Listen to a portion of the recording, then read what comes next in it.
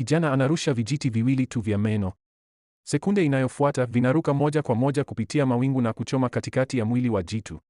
Akiona hivi, mwanamke anadhani Mungu anamsaidia, hivyo anapiga magoti na kutoa shukrani mara moja.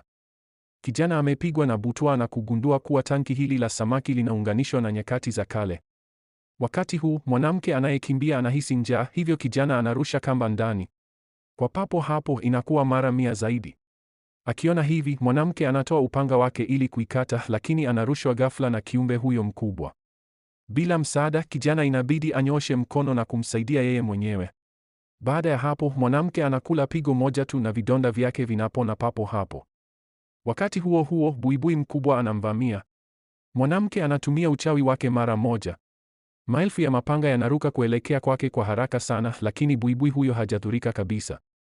Katika wakati huu muhimu, kijana anawasha kifaa cha kumpiga mtu shoti, kisha radi inapiga kutoka angani na kumteketeza kuwa majivu. Kijana hakuwahi kutarajia kuwa kitu cha kawaida katika maisha halisi kingekuwa na nguvu zisizoshindika ndani ya tanki la samaki. Upande wa pili, mwanamke anafunga chakula ili arudi nacho kwenye madhehebu yake. Anaporejea, anatoa mabaki ya kamba.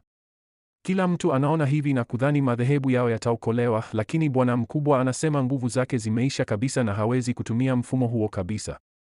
Baada ya kusikia hivi, kijana anatoa betri kutoka kwenye rimoti na kuzidondosha ndani ya tanki la samaki. Baada ya mwanga wa radi, nguzo mbili zinatengeneza uwanja wenye nguvu wa umeme. Akiona hivi, bwana mkubwa anajaribu kupima nguvu zake, lakini anarushwa kabla hata hajafika karibu.